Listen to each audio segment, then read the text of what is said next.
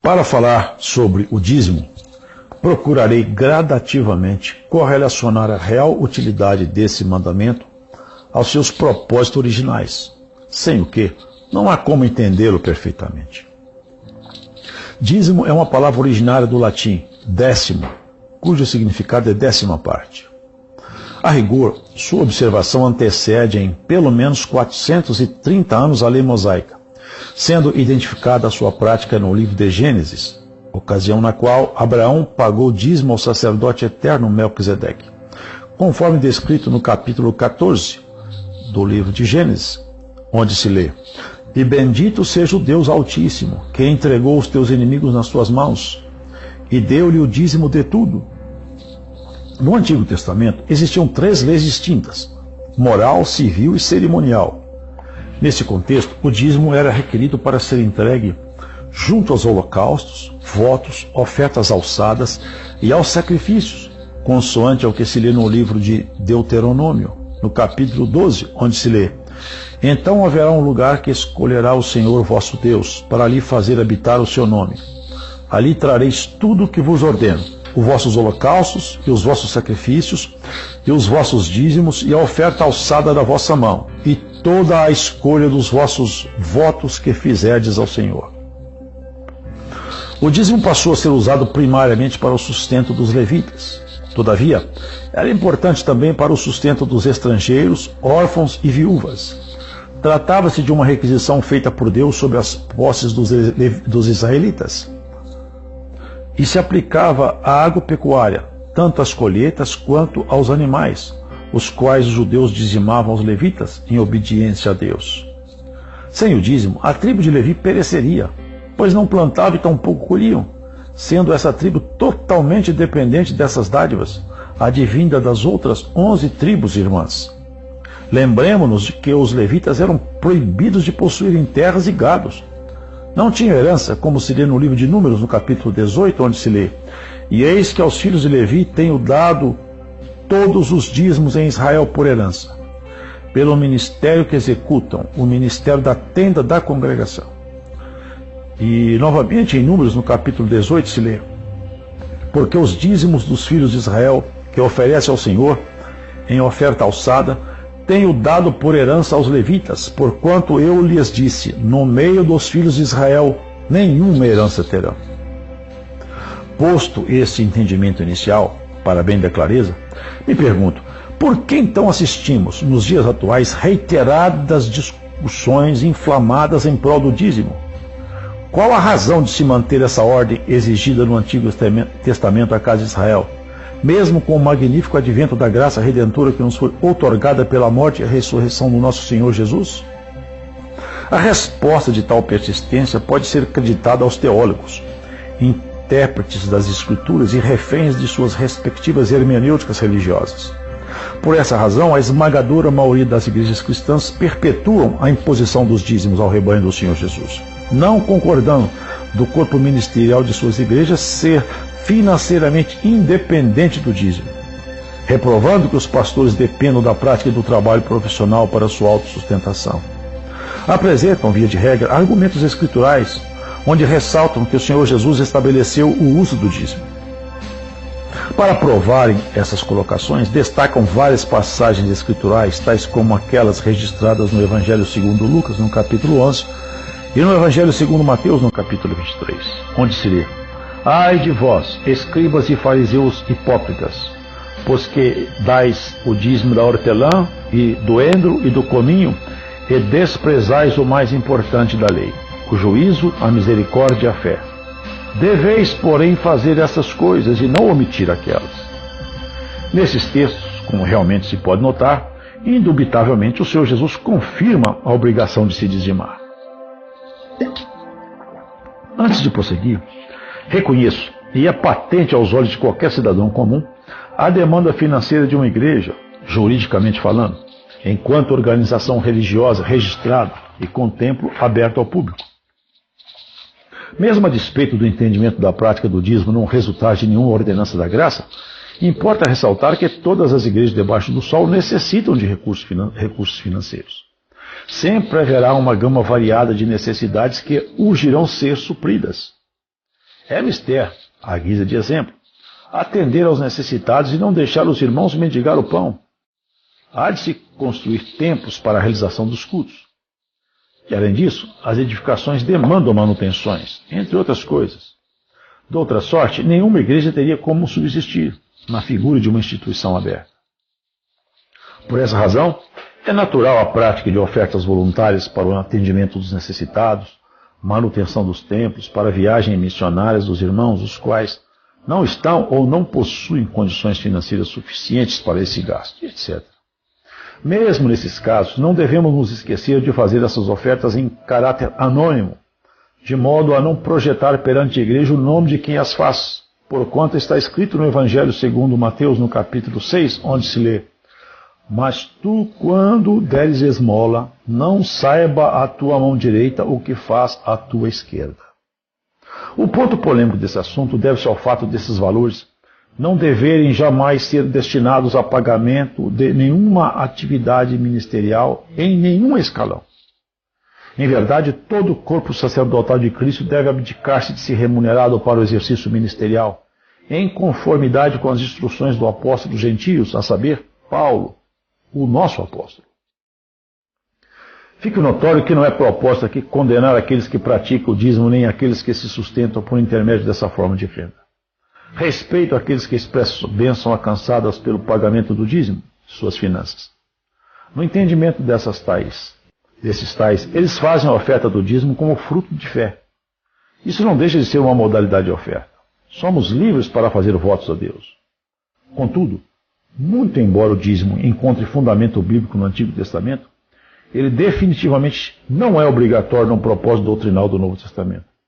Nesse novo tempo, debaixo da graça, o cuidado para o sustento e suprimento das necessidades existentes entre o ministério e a própria irmandade carente deve nascer de ofertas voluntárias.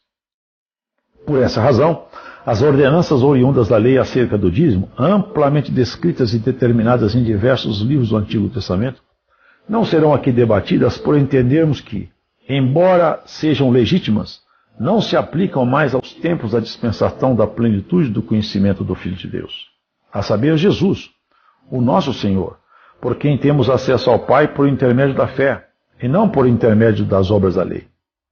A rigor, as ordenanças da lei prevaleceram somente até a vinda de João Batista.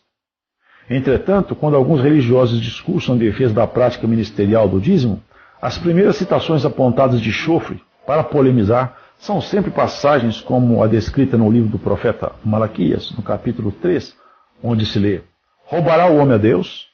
Todavia vós me roubais e dizeis: em que te roubamos? Nos dízimos e nas ofertas alçadas.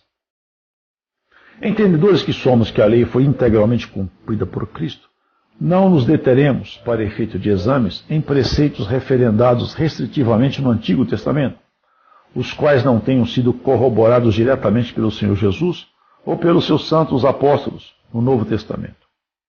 É interessante frisar um fato marcante.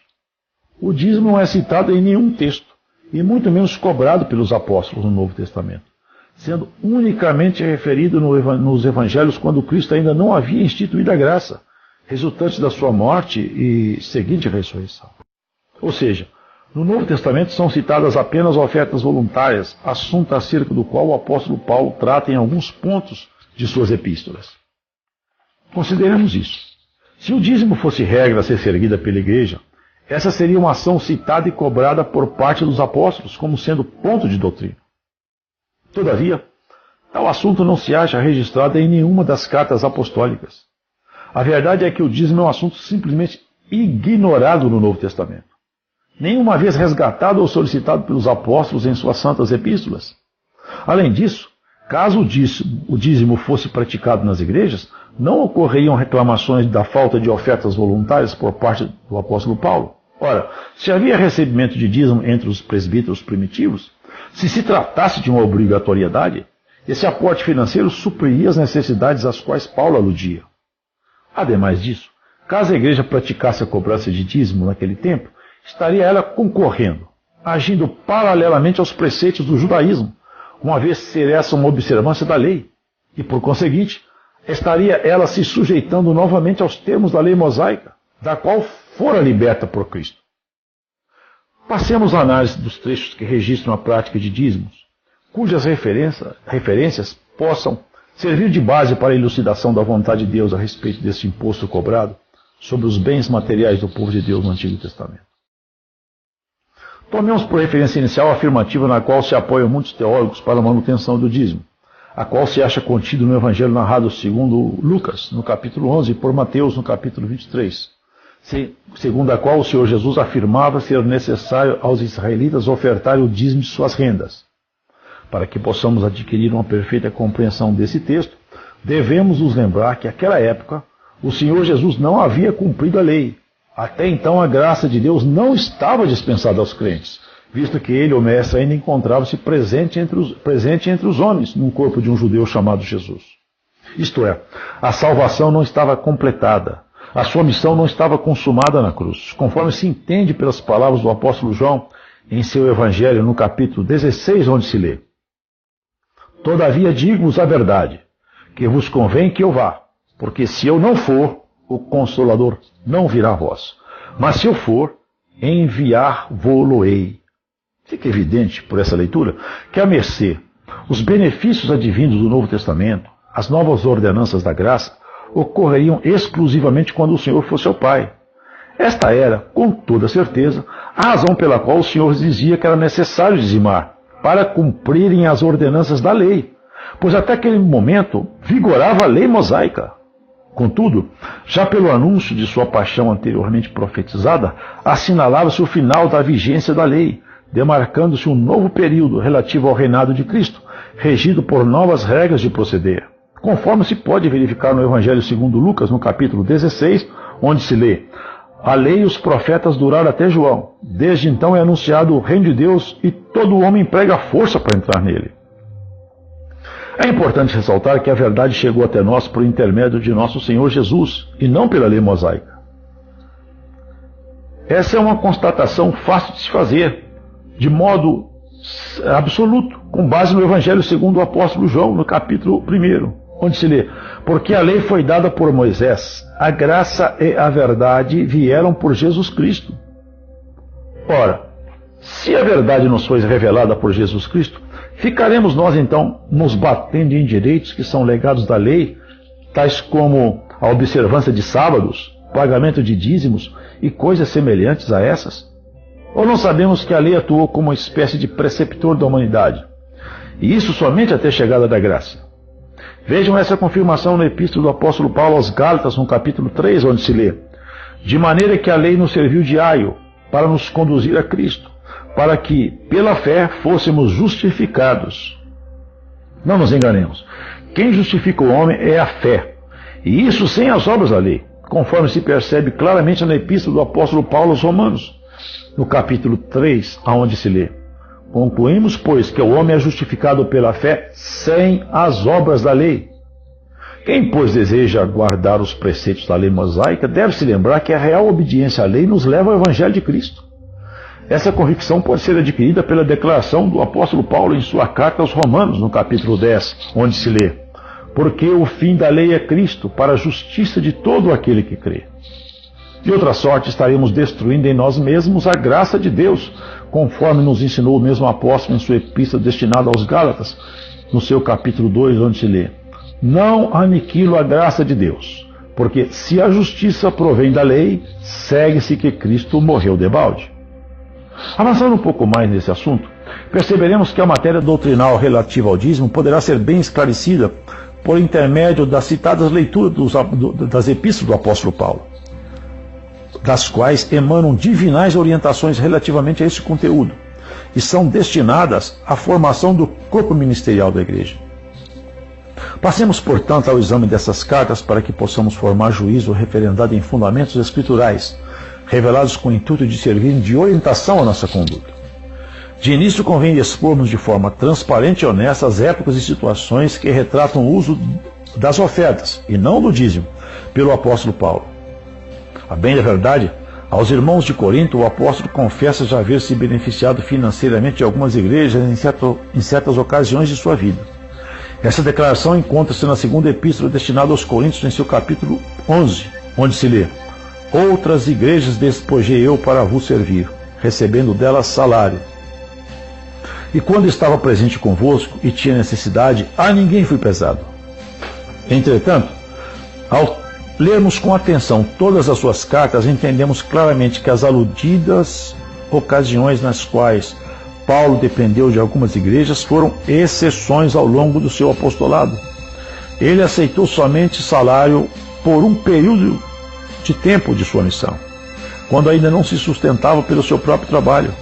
A compreensão da ajuda a qual se refere o apóstolo Paulo na supracitada epístola aos Coríntios pode ser entendida quando efetuamos a leitura de sua carta destinada aos Filipenses no capítulo 4, onde se lê: E bem sabeis também vós, ó Filipenses, que no princípio do Evangelho, quando parti da Macedônia, nenhuma igreja comunicou comigo com respeito a dar e a receber, senão somente a vós. Porque também uma e outra vez me mandastes o necessário a Tessalônica.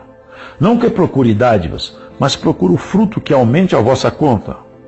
Mas bastante tenho recebido e tenho abundância. Cheio estou, depois que recebi de Epafrodito, que de vossa parte me foi enviado, como cheiro de suavidade e sacrifício agradável e aprazível a Deus. Podemos nos assegurar que o auxílio ao qual se referia Paulo, recebido da parte dos irmãos filipenses, constituiu-se numa notória exceção em sua carreira, conforme se depreende por intermédio da declaração citada: nenhuma igreja comunicou comigo com respeito a dar e a receber, senão vós somente. Posto isto para a transparência, que o apóstolo relata ter recebido o salário de algumas igrejas de Filipos, para não ser pesado aos coríntios, suas explicações acerca desse tema são bem evidentes e objetivas. Por elas, podemos entender indubitavelmente que ele não fez desse citado salário, proveniente de ofertas, a sua forma permanente de sustento, mas fez uso desse benefício somente por um tempo, conforme sua necessidade ocasional. A distinção existente entre dízimo e oferta voluntária pode ser esclarecida pela compreensão das grandes diferenças da relação do homem com Deus no tempo da lei e no tempo da graça. Em cada um desses tempos, lei e graça, trata-se o assunto do sustento ou suprimento das necessidades materiais do povo de Deus sob uma ótica. Em outras palavras, a visão da lei é o dízimo, uma obrigação, uma imposição com quantidade determinada e sem liberdade de sentimentos nesse particular. Portanto, na lei, o percentual devido é previamente definido, devendo ser rigorosamente respeitado. Já agora, sob a ótica da graça, o que existem são as ofertas voluntárias, sendo cada coração livre para ofertar conforme a medida do amor encontrado em cada crente. No Novo Testamento estamos em tempos da revelação, onde Deus nos desvenda, nos mostra a sua vontade, colocando em cada fiel a porção que Ele requer de cada um.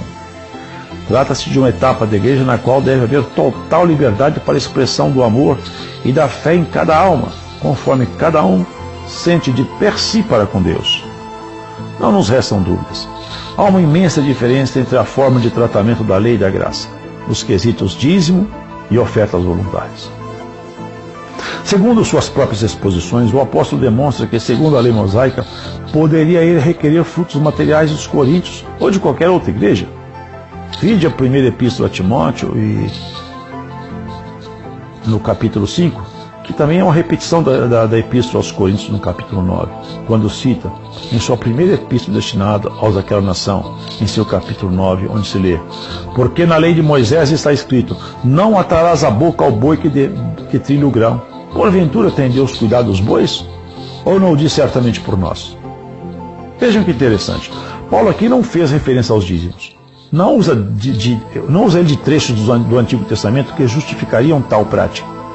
Antes ele cobra o direito concedido pela palavra de Deus de ajuda por parte da igreja para a realização de sua missão de apóstolo, referindo-se a ofertas voluntárias. Continuando, notem qual é a postura do apóstolo descrita nessa mesma epístola no capítulo 9, no versículo 18, onde se lê: Logo, que prêmio tenho?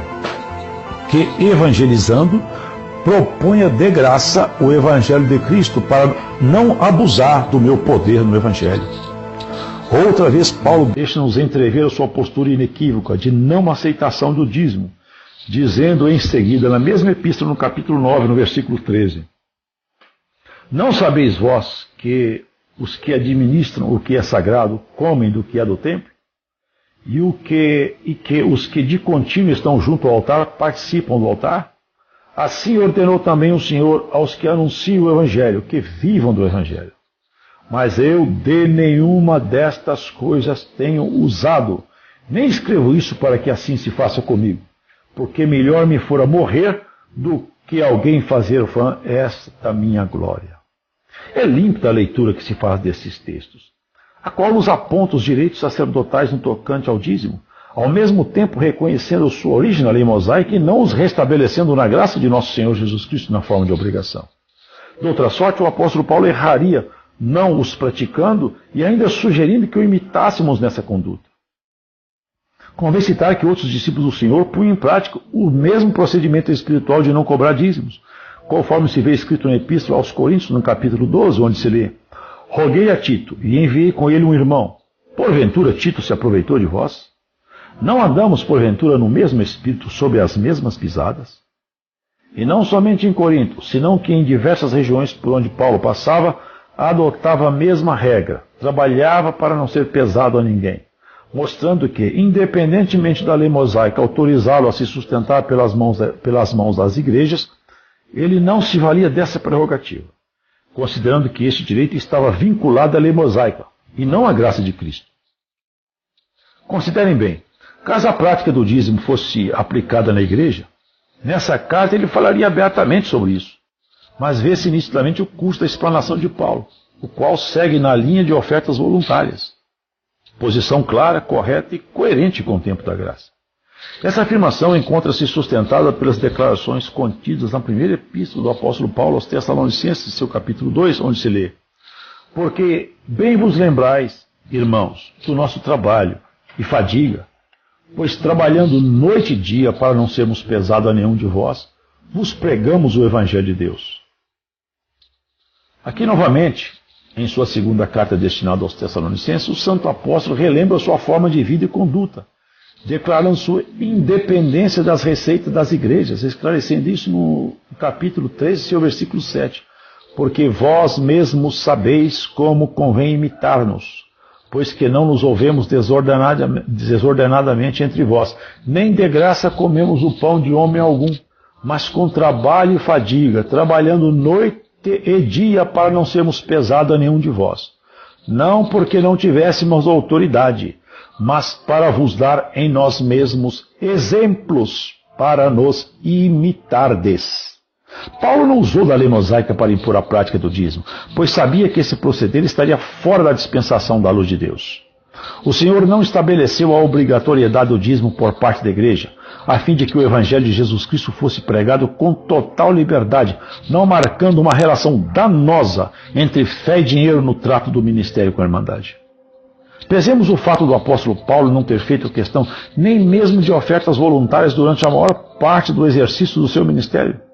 Ao longo de sua carreira, os gastos com morada e alimentação do apóstolo decorriam das receitas que ele recebia pela prática de sua profissão de artesão de tendas, podendo isso ser verificado em Atos dos Apóstolos, no capítulo 18, onde se lê: e achando-se um certo judeu por nome Áquila, natural do Ponto, que havia pouco tinha vindo da Itália, e Priscila sua mulher, pois Cláudio tinha mandado que todos os judeus saíssem de Roma, se juntou com eles, e como era do mesmo ofício, ficou com eles e trabalhava, pois tinham por ofício fazer tendas. Muito embora o dízimo levítico, legado à lei mosaica, não tenha sido o sustento da vida dos apóstolos, observamos que o Senhor Jesus recomendava aos evangelistas se alimentarem às expensas das casas onde se hospedassem, sem se preocuparem em como obter os seus mantimentos antecipadamente antes de suas viagens missionárias, considerando que isso era o mínimo que se poderia oferecer a quem se ocupasse dessa missão gloriosa. Essa determinação está relatada no Evangelho segundo Lucas, no capítulo 10, e no Evangelho segundo Mateus, no mesmo capítulo, onde se lê: E em qualquer casa onde entrardes, dizei primeiro, paz seja nesta casa. E se ali houver algum filho de paz, repousará sobre ele a vossa paz. Senão, voltará para vós. E ficai na mesma casa, comendo e bebendo do que eles tiverem, pois digno é o obreiro do seu salário. Aqui, nessa passagem, salário reporta-se ao alimento necessário ao sustento dos evangelistas, e não trata nada acerca do dízimo sacerdotal, em absoluto. Uma passagem nos chama a atenção e acha-se narrada na Epístola do apóstolo Paulo aos Gálatas, em seu capítulo 6, onde se lê: E o que é instruído na palavra reparta de todos os seus bens com aquele que o instrui. Aqui se trata da comunicação dos bens materiais da parte dos irmãos com aqueles que exercem o ministério da palavra. Contudo, vejam com atenção que, mais uma vez, não se trata de dízimo, até porque se fala de repartir todos os bens e não doar a 10ª parte. Aliás, essa era uma prática comum entre os discípulos no início da formação da igreja, conforme se pode constatar em Atos dos Apóstolos, no capítulo 2, onde se lê: Todos os que criam estavam juntos e tinham tudo em comum. Amados, observe que o apóstolo Paulo, trabalhando diariamente para o seu próprio sustento, recomenda, não mais aos coríntios, tampouco somente aos efésios, senão ao corpo ministerial da igreja, exortando-os a adotar a sua maneira de agir, encomendando-os ao trabalho para o sustento pessoal e aconselhando-os a ignorarem os atrativos financeiros das ofertas. Confiram essa incumbência no livro de Atos dos Apóstolos, no capítulo 20, em seu versículo 33, onde se lê: De ninguém cobicei prata, nem ouro, nem vestes.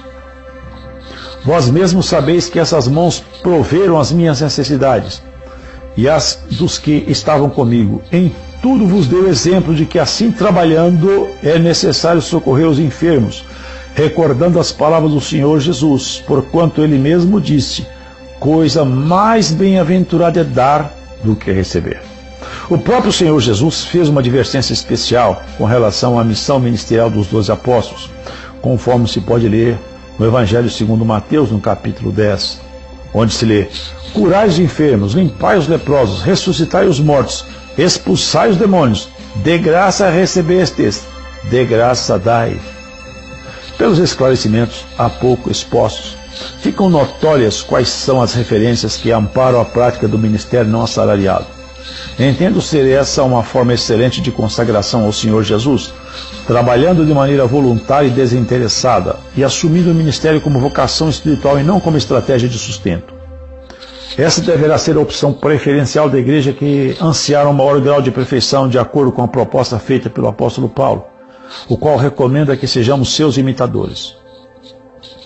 Vide a epístola destinada aos Filipenses no capítulo 3, onde se lê: Mas naquilo que aqui já chegamos, andemos segundo a mesma regra e sintamos o mesmo. Sede também meus imitadores, irmãos, e tende cuidado segundo o exemplo que tendes em nós, pelos que assim andam. Outra vez leiam a primeira epístola destinada aos Coríntios, no seu capítulo 4, onde se lê: Admoesto-vos, portanto, a que sejais meus imitadores. Novamente no capítulo 11: Sede meus imitadores, como também eu de Cristo. Ouso, portanto, atestar que na graça de nosso Senhor Jesus não se requer mais o pagamento de dízimos imposto aos moldes da Escritura da lei mosaica, existindo vários capítulos em diversas epístolas que tratam esse tema. Na Epístola aos Hebreus, por exemplo, se pode entender que a ordenança advinda da lei mosaica, referente à prática de dízimo, não era mais cabível na plenitude do sacerdócio de Cristo nosso Senhor. Ali se vê claramente a demarcação do fim da lei pelo levantamento de um outro sacerdócio, mais sublime, segundo uma ordem de sacerdotes eternos, a ordem de Melquisedeque, a saber. Ponham atenção na explicação contida na epístola do apóstolo aos Hebreus, no capítulo 7, onde se lê: De sorte que, se a perfeição fosse pelo sacerdócio levítico, porque sobre ele o povo recebeu a lei, que necessidade havia logo de que outros sacerdotes se levantassem segundo a ordem de Melquisedeque e não fosse chamado segundo a ordem de Arão? Porque, mudando-se o sacerdócio, necessariamente se faz mudança da lei. Marca-se aqui o intervalo de tempo de vigência do dízimo, o qual perdurou desde Abraão até o sacerdócio levítico. Em seguida vê-se no mesmo capítulo, no versículo 18, onde se lê: Pois Com efeito, o mandamento anterior é abrogado por causa de sua fraqueza e inutilidade. Ao final, permanece a prática de coletas, ou seja, das ofertas voluntárias, as quais existiam nas igrejas primitivas, conforme podemos constatar na epístola do apóstolo Paulo aos Romanos, em seu capítulo 15, onde se lê: Mas agora vou a Jerusalém para ministrar aos santos, porque pareceu bem a Macedônia e a Caia fazerem uma coleta para os pobres dentre os santos que estão em Jerusalém. E isto lhes pareceu bem, como devedores que são para com eles, porque se os gentios foram participantes dos seus bens espirituais, devem também ministrar-lhes os temporais. Assim que, concluindo isto, e havendo-lhes consignado este fruto, de lá, passando por vós, irei à Espanha. Outra vez, são essas colocações que eu queria fazer sobre o dízimo, para que esse assunto fosse tratado com os termos da palavra de Deus. Deus vos abençoe.